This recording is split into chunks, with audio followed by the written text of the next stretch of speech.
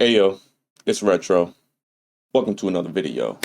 Y'all, we back. So if y'all didn't know, a couple months ago I actually did like this little thing called like a quarterly roundup. And yeah, I never went back to it. So I actually decided to kind of like change it. And because like there are a lot of comics that are coming out. My whole thing with that video, and if you want to watch it, link right there. I talked about a lot of stuff, the comics that were coming, comics that I'm reading at that moment. Some of those comics right now I'm not even reading anymore.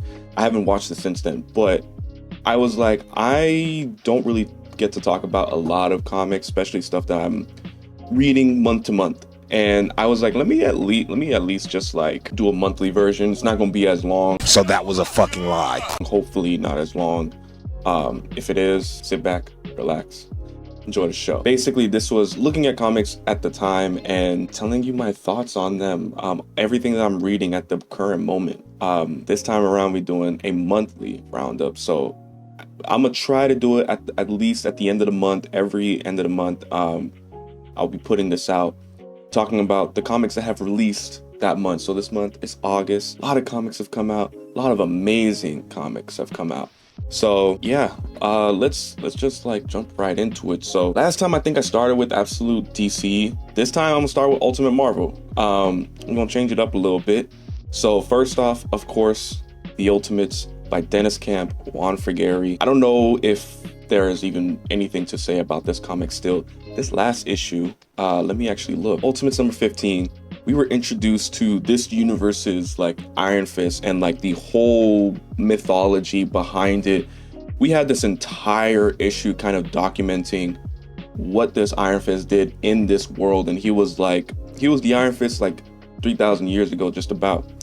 And we kind of just saw like how he was a messiah, basically like a Jesus figure. And we see this version of Danny Rand kind of take interest and actually become involved in the story.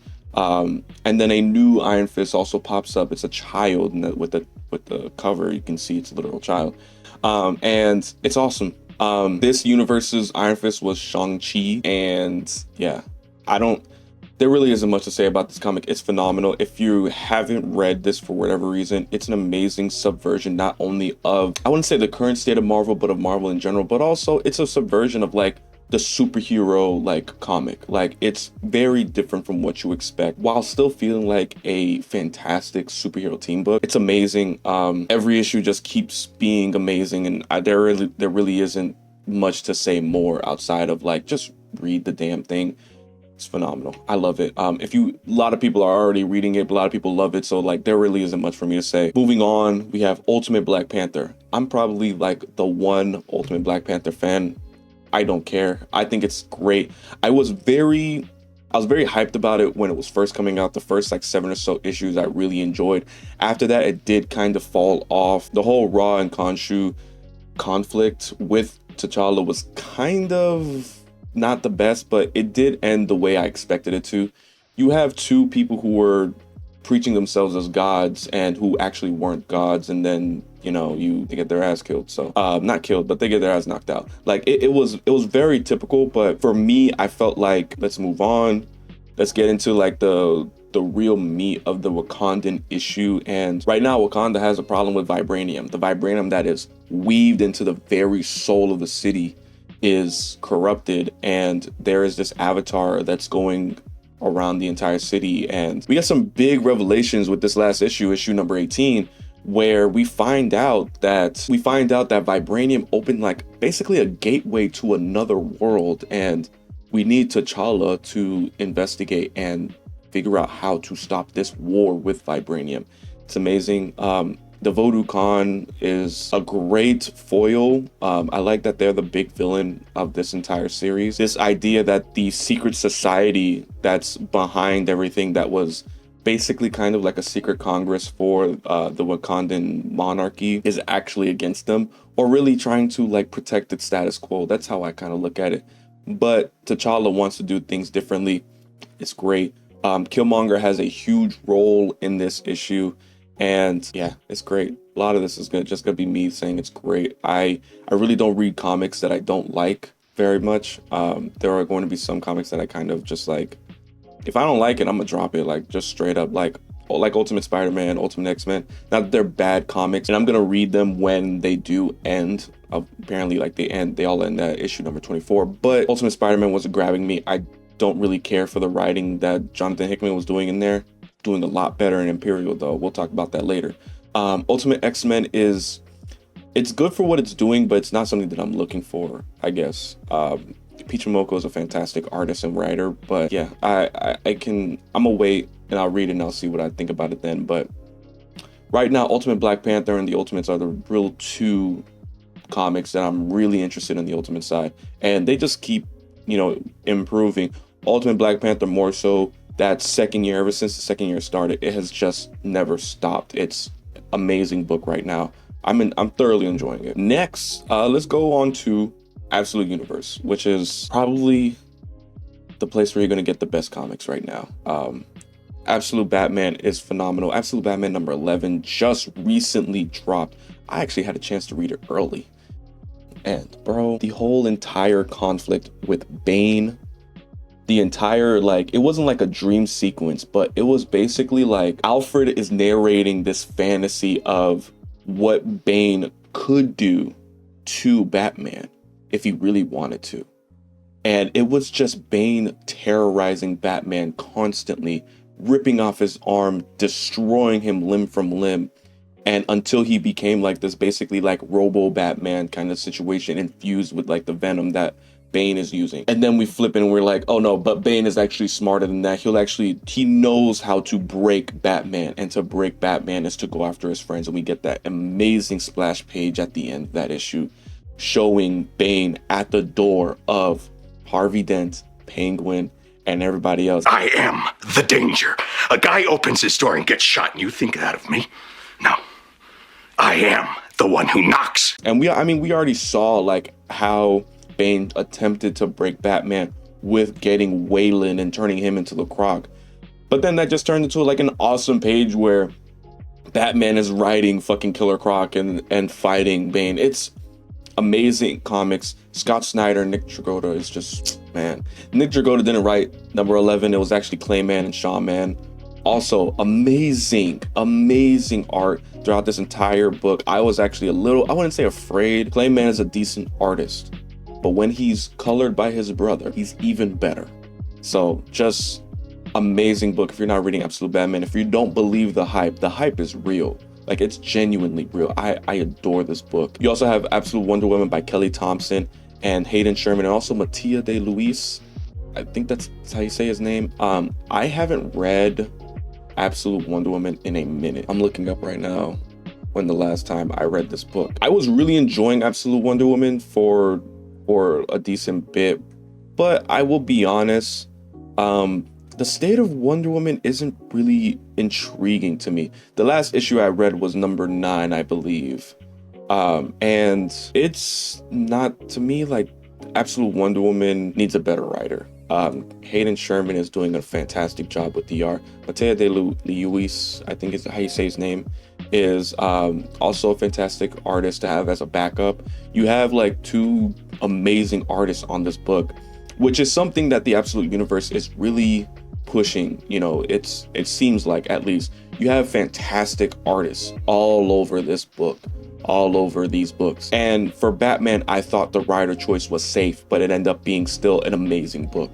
For Absolute Superman, also, I feel like I'm one of the few lovers of this book. Same thing where the writer is actually a gamble, because not a lot of people enjoy Jason Aaron comics lately, but actually ends up being really good. Absolute Wonder Woman, I think Kelly Thompson's a safe writer. She writes a okay Wonder Woman story that is kind of like chronicling a sort of like, I don't want to say God of War type of story, but it's really not. It's just more so kind of changing Wonder Woman into more of this like witch forward Amazonian warrior, and she's going through all these different trials. She just came from hell, and she met Hades and everything like that, and like it's kind of chronicling like how she sort of became Wonder Woman. The first arc was showing like her first big outing as Wonder Woman, and the second one showing like how she really like became the warrior that she is. It's just not interesting though. I don't know. Kelly Thompson, I liked Kelly Thompson's Captain Marvel, but I don't know how to explain it. It's just there's something missing from the book that's just not grabbing me. Wonder Woman is like written very well, but there is like I feel like there's a severe lack of, I don't want to say drama, but like real like character interaction that kind of lets me know like all the ins and outs of how all these characters work and how all they like fit in to Diana's world. It's not a bad comic by any stretch of the mean. I am behind like 2 issues, but up to 9 issues. It started strong and then kind of lost me. I will probably read it eventually again, but it's kind of just there for me right now. Absolute Superman is fantastic. I love the Ra's al Ghul of it all. I love Brainiac being involved. That issue with Brainiac was amazing, and then this last issue, where Superman kind of beats that Peacemaker that was being enabled by the Peacemakers. He was like basically kind of representing, you know, corrupt cops. It was dope though. I liked it. He didn't really like kill him. That like the cover kind of alludes to him like beating the snot out of him, but he was like, you know, Superman's human. He had like, it was showing Superman's humanity. He's not this like ultra powerful person who's just going to like kill everybody. He's going to beat you in a way that's gonna make you think about everything. And he gets killed anyway though. Ra's al Ghul kills him, but you know, it's fantastic. It's fantastic. Like I love Absolute Superman. It kind of feels like a regular Superman story, but it's one of like the only Superman books right now that actually just feels like a real Superman book. So after that, you also have Absolute Flash. I'm not reading. I think I read the first issue. Jeff Lemire is a good writer. I don't want to say anything about Jeff Lemire as a writer. He's a good writer. I'm just not interested. It's a very slow pace. I read issue 2 and I think I'm good. A lot of the Absolute books I'm actually not reading as well. Absolute Green Lantern's another one. I tried to keep up with the first like 3 issues or so. I trust Al Ewing to a certain extent, but I'm just not interested in this black box situation and the whole way he's like shaping this new Green Lantern Spectrum deal. It feels like Al Ewing wanted to do a independent book, but like settled for DC. It's a shame because I feel like Al Ewing on an actual Green Lantern book instead of Jeremy Adams would have been a lot better, but this is just kind of like, it's okay. Janoy Lindsay on art I like Janoy Lindsay as an artist. Like I actually really enjoy his art, but for some reason in this book, it just feels unfinished. It just feels like there are some inks that are missing. It feels like a webcomic in like the worst way, but it's not the artist's issue. It's like, I don't know how to explain it. Like he draws amazingly. If you ever like follow him on Twitter, Instagram, whatever, wherever you find his art, it's amazing. His art is phenomenal. Even his art in that Superboy I think was like Man of Tomorrow, something like that. His art in there is phenomenal as well, but something about Absolute Green Lantern, he's just not, I don't think he's just colored well. But you know, it's a lot of people do like the book, so you know, kudos to them. You also have Absolute Martian Manhunter. Yeah, amazing book. I am actually behind because I'm waiting for issue 6 to drop and then I'm going to read it all. By the time this video drops, issue 6 might have already released. Yeah, issue 6 will release. So by the time this drops, I would probably already have read it. But I love what Dennis Camp is doing. As a writer, Dennis Camp is probably like the best, one of the best right now. Flipping Martian Manhunter on its fucking head, making him this like, he's like this like collective unconscious type of like thing. I don't even know how to explain it really, but it's just, it's fantastic. One thing that like, I definitely need to read it in full to really understand what's going on. But Javier Rodriguez on art, amazing, man. Amazing art.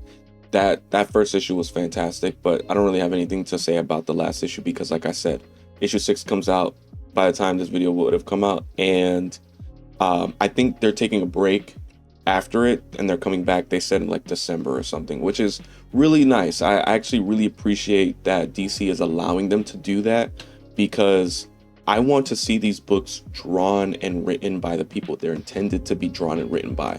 So kudos to DC for that. I love that. Can't wait for it to come back. And by the time y'all see this, I'm probably already going to be saying amazing stuff about it. So yeah, then let's get into mainline DC. First off, New Gods, bro. New Gods by Ram V, Evan Cagle, and every other artist in the fucking world right now, because it is just spinning an amazing like narrative about the new gods still being people and how they're refugees right now, and the conflict that they're facing. Like, feels like a rejuvenation of Jack Kirby's New Gods, probably like the only New Gods project that truly feels like that. Ram V just knows what the hell he's doing.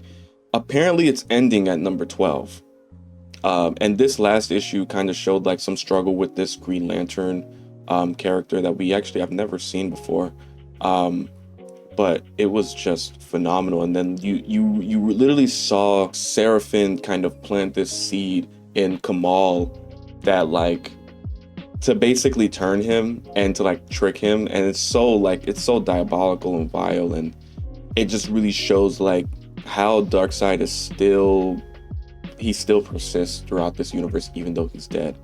Amazing issue. This is the most recent issue that has come out amongst these books, so I won't talk too much about it, but it's fantastic. I genuinely enjoyed this book so much. He also had Nightwing by Dan Waters, Dexter Soar, and Francesco Francavilla. I actually am one issue behind. I did not read the last issue, but I did read the annual that came out this month. And Francesco Francavilla all over that fucking annual is amazing. We see the origin basically of, I forgot the name. We see basically the origin of the Zani, which is the main antagonist of this Nightwing saga so far. The little like circus antagonist. It's fantastic how Dan Waters kind of uses comics to not necessarily, he uses comics as a gateway to create this villain, and it kind of harkens back to original like Golden Age Batman comics a bit. It's phenomenal. Like I really enjoy this. You can tell Dan Waters respects comics a lot, and he knows his history throughout this like entire issue. Francesco Francavilla's plotting during this entire issue is phenomenal. I love Nightwing. I love this book. Dan Waters is writing. I said it was the best Nightwing run since Tomasi, but it might just be the best Nightwing run, period. I love this book, and I will continue to sing its praises. Read Nightwing by Nightwing. It is the best Nightwing book out since ever. Like, there is not a Nightwing run better than this, and genuinely one of the best like books coming out, period. Like, if you ever wanted to read like a Nightwing comic, I think this is like a good one to start with. Like, genuinely a great comic book. Yeah. And I love how like he's not erasing like previous continuity. The whole like Nightmite bullshit from Tom Taylor's run is still in here, but like he just flipped it on its head. And then he's also using another Nightwing allegory, the original Nightwing from Krypton that like Superman used to talk about to him, that Nightwing got the name for, that Dick Grayson got the name Nightwing from. Yeah, it's great. I haven't read the most recent issue, number 129, but I will. That's mainly because Amazon's fucking up. I don't know why they just like, they love to just like not put all of the books that are coming out under the same title, still a part of the same title. Like Nightwing number 129 is like completely separate from the rest of the books, but that's neither here nor there. You also have Superman Unlimited by Dan Slott and Raphael Albuquerque. Number 4 just dropped this month, and I really enjoyed that issue. Probably, I don't want to say it's the best issue since the series has started, but it's a lot of fun. It feels like classic Superman, but also like it feels like classic Superman in a bit. The whole issue is like, there's a Man-Bat, Superman's in Gotham, Man-Bat has a new serum. It's not Langston, I forgot his name. It's not the original Man-Bat, it's a different one. And he bites Superman. Superman gets infected because he just got like weakened by a little douse of kryptonite. And Jimmy Olsen, this new Gorilla City girl reporter, or IT, something like that, is with Jimmy. They're having, it's just like really like insane adventures of Superman, basically. I don't even know how to explain it. Like, Damian Wayne also shows up in this book, which I love. Dan Slott writes a great Damian Wayne in this. Yeah, it's a great book. Like, just read it. Some people hate Dan Slott. There is nothing about this book that is like feeds into like Dan Slott hate to me. It's just a fun Superman book, a lot better than the other Superman book. Anyways, and then you also have Superman, the Kryptonite Spectrum, which is probably the best Superman book coming out right now by W. Maxwell Prince and Martin Morazzo, the creative team behind Ice Cream Man. I have been singing the praises of Ice Cream Man for years and years. Since it came out, I've been singing its praises. A fantastic anthology-based book about horror, and then they're writing Superman right now. And that entire first issue is just basically like Superman dealing with his emotional connection with Kryptonite, and also like the actual physical repercussions of dealing with Kryptonite. It's amazing. I don't know when the hell this is set. I don't care.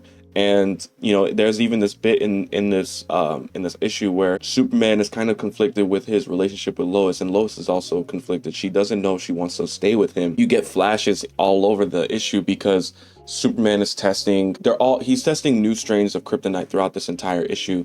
Throughout this entire series, he'll be, you know, testing new strains of kryptonite. And the first one is a kryptonite that fucks up his perception of time, basically. Like he perceives that he's further in the month or further back. Like the way Bruce Wayne and Batman's also in this, the way Batman kind of like portrays it is he held up a calendar and Superman was looking at it and all of the dates were messed up. It was awesome. It was like classic, like it felt like Silver Age, like Superman stories, but it feels like it really has something to tell about Superman's emotional connection. Like I said, his emotional connection to kryptonite, and also how it messes with him physically, and it messes with his relationships. It's great. I love it.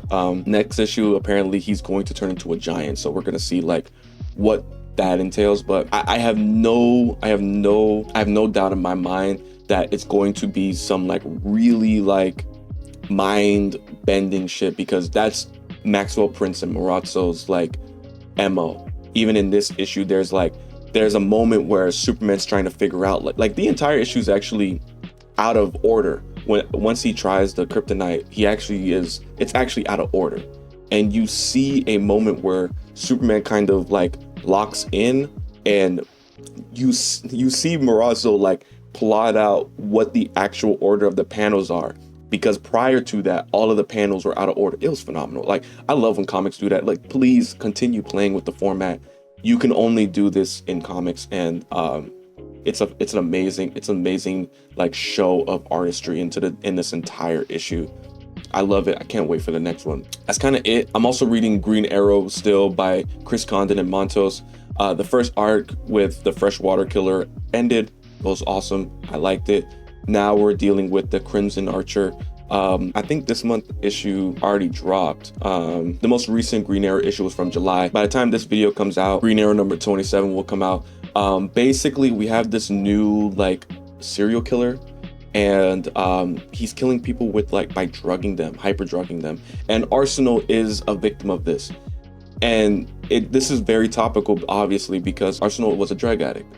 And long time ago, Roy Harper used to be a drug addict when he was a kid. And that was a big thing back in Hard Traveling Heroes with Green Arrow / Green Lantern. And since then, obviously, Roy has reformed, he has rehabbed and all that kind of stuff. He's sober. He's been sober for years. And Green Arrow finds him in the hospital, and he is a victim of overdosing. And it's really it feels like it's going to be a really intimate issue about how much Roy Harper means to Green Arrow. Roy Harper's daughter, Leanne, is also a part of this, and she's going to help Green Arrow without him realizing. It's great. I'm actually really interested in the prospect of this story. The first arc, Freshwater Killer, was decent, but this one, Crimson Archer, I think it's like called Crimson Sand, something like that. This arc it's shaping to be really good. I'm very interested. I like this. I like the way Chris Condon writes Green Arrow. It feels like a very gritty, street level superhero comic, while still having some elements of mysticism. Even the whole Crimson Archer thing is kind of like magical or something like. I have no idea, but it's interesting, really interesting. The only other thing from DC that I'm wanting to read that I haven't read was Mr. Terrific Year 1. I will read it when it ends, but not yet. If y'all not reading that, read it. I have no doubt in my mind that's a great book, but yeah, I just haven't read it. I haven't gotten around to it. I know it's I know it's a mini series, so I'll just wait. Till it ends. And then Marvel. We got Marvel. So Marvel is actually in an interesting like place right now. I feel like everything that I'm enjoying, I'm like one of like a few people that enjoys it, except for Imperial by Jonathan Hickman, Federico Vincentini, and Iban Coelho, which is the best damn book coming out right now by Marvel. It is a cosmic event dealing with, so for a long time, the cosmic side of Marvel has been in harmony. The Shi'ar Empire, the Kree Skrull Empire, and the Intergalactic Empire of Wakanda have basically had like a check and balances sort of relationship with each other. And Wakanda, with having a whole like, you know, I don't even know how to explain it. They had like an entire wealth of vibranium. And because of that, they are the proprietors of these like portals, these stargates. And they had a monopoly on them. And what happens? Multiple leaders die. Multiple important people die in the cosmic side of Marvel.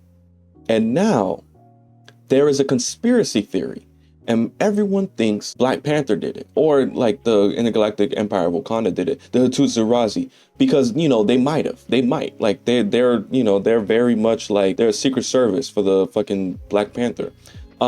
It's fantastic.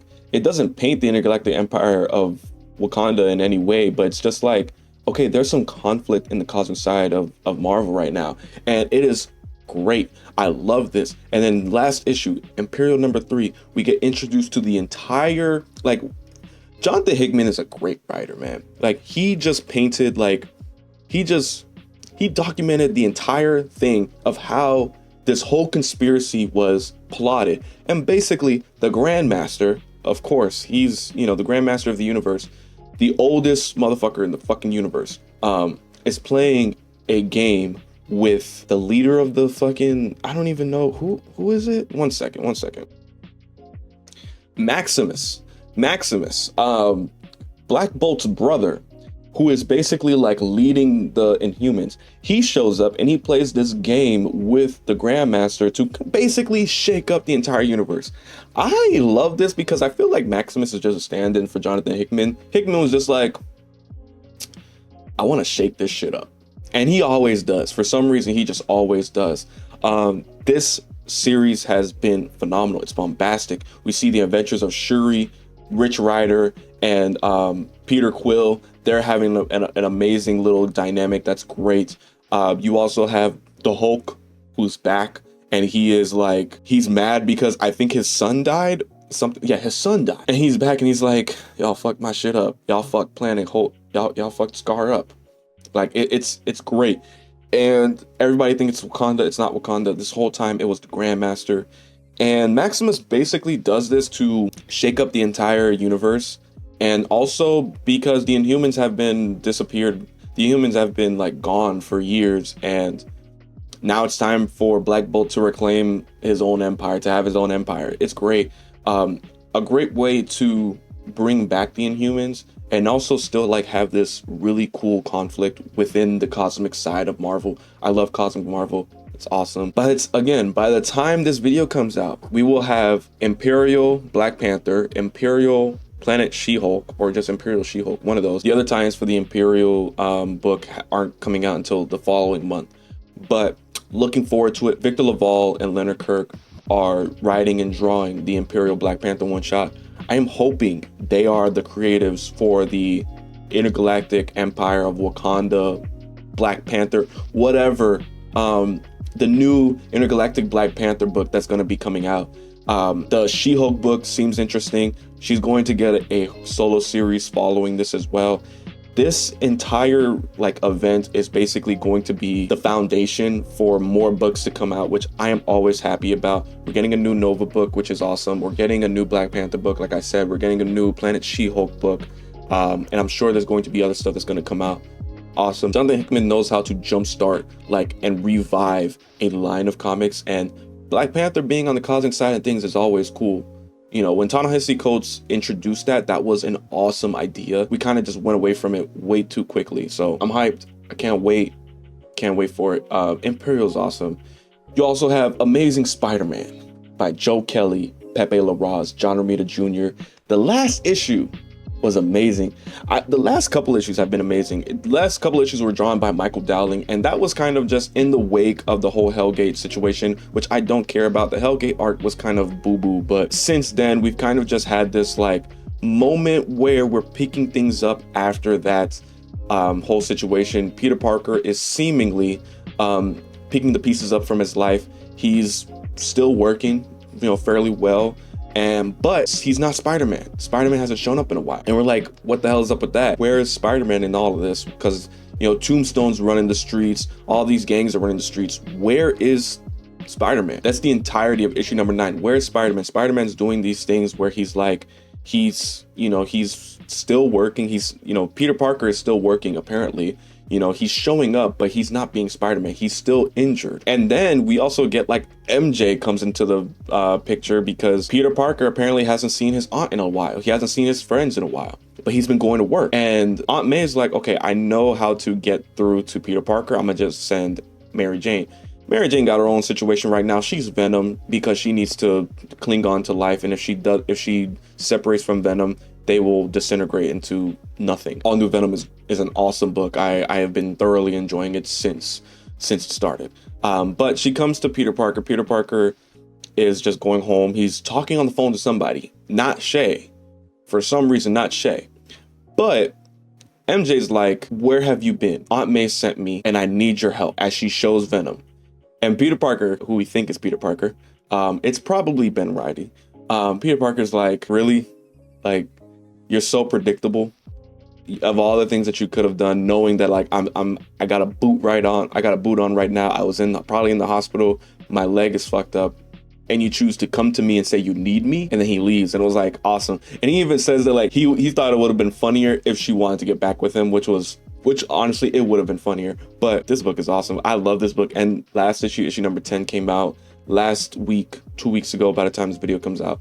Amazing Spider-Man number 10 came out, and Michael Dowling is still drawing it, which I hope he continues to be like a backup artist because I love his art. It's very reminiscent of Pepe Larraz while still feeling like a very grounded noir, like personal art. Like the way he draws this book, it makes me feel like this is a very intimate book. It's very much about the characters, and that's how Joe Kelly writes it too, but especially with that art, it feels like it's about the people. And it's a really good breakaway from Pepe Larraz, who was a fantastic artist and very bombastic artist. And Pepe's drawing, Pepe's art, Pepe's fights is amazing. But yeah, Michael Dowling is great. Like I love these last 2 issues with him drawing it.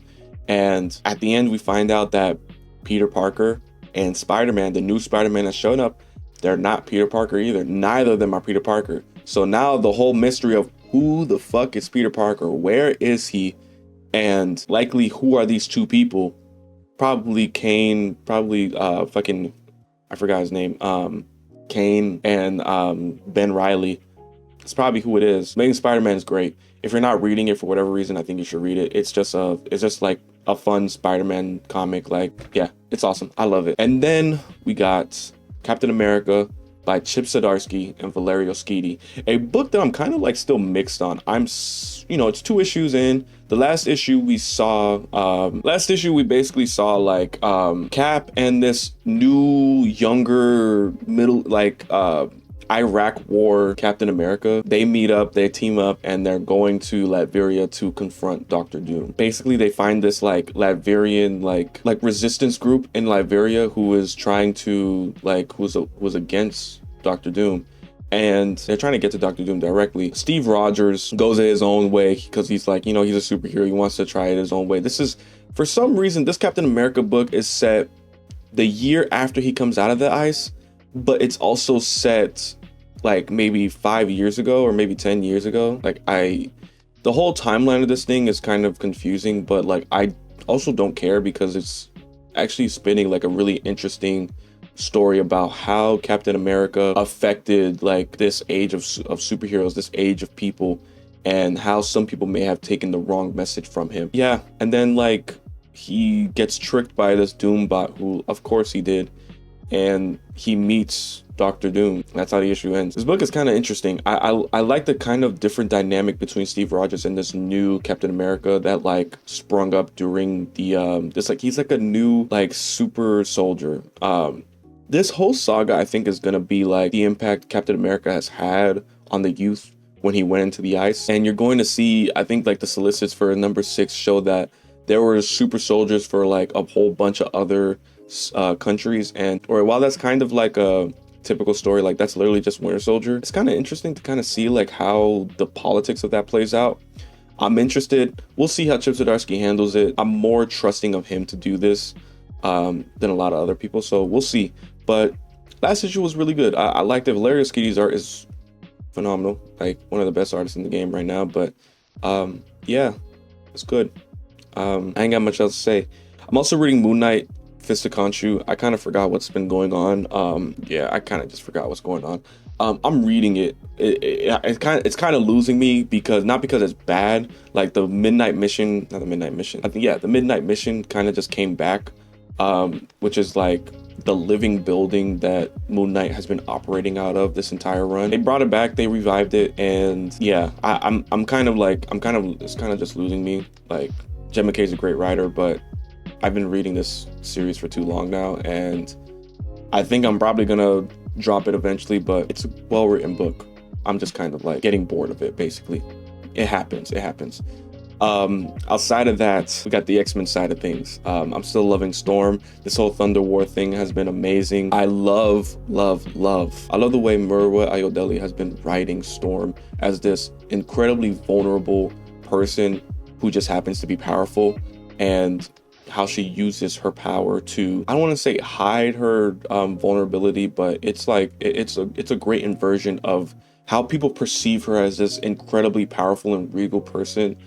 And Ayodele really like dives deep into the personal side of things, the intimate sides of things. I really enjoy it. X-Men by Jed MacKay and Netho Diaz now is still great. We just had the Revelation issue where Doug Ramsey comes back and he basically declares war against the ONE department. And that basically leads into Age of Revelation number 0.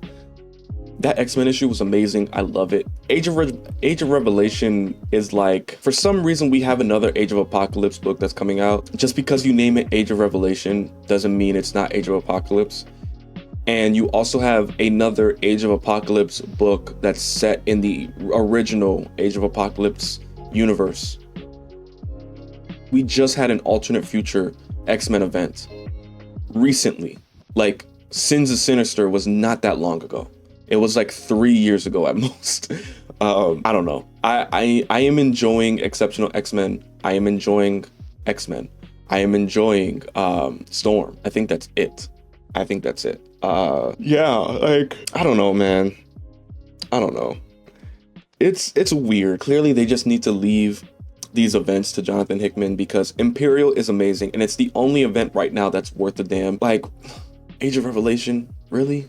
You also have One World Under Doom, which I'm not reading anymore, which was just like a mess of a book. They should have just kept Ryan North to the Fantastic Four book, which I'm behind on.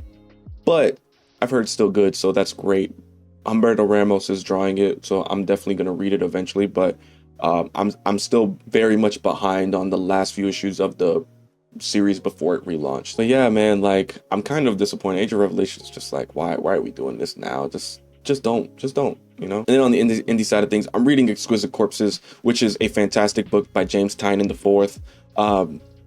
It's basically about like the United States of America. Like, there are representatives of each state, and they play this game every few years where they get killers to kill each other, and whoever's killer wins, they have power throughout the entire like presidency, basically, or some crap like that. It's really cool. Like the state wins like diplomatic power, and like they basically like become the ear in the world leader's ear. They become the mouth in the world leader's ear.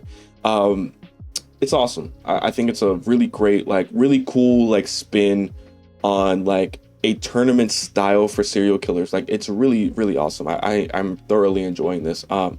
there's a subplot in this where this like incredibly innocent family gets like caught in the middle of it, and they're kind of like losing their shit right now because they might die. It's awesome. I love this book. You also have Power Fantasies by Kerry Gillen and Casper Wingard, still going strong. I'm an issue behind, but like I have talked about to ad nauseum with Dan. If you want to watch that video, I have it linked right here. But yeah, it's still an amazing book. I'm loving everything that's going on to it. It feels like we're being hit by a climax right now, and I'm enjoying it, man. It's a fantastic book still. I just can't get enough of this comic. But yeah, I said this video wasn't going to be that long. I hope it's not after I edit it, but I tried. If y'all are new, please like, subscribe. What comics are y'all reading right now? What comics are y'all like looking forward to? I'm really looking forward to that new Batman #1 by Matt Fraction and Jorge Jimenez. That comes out in like, I think 2 weeks. Comes out in September. I cannot wait for it. I cannot wait for it.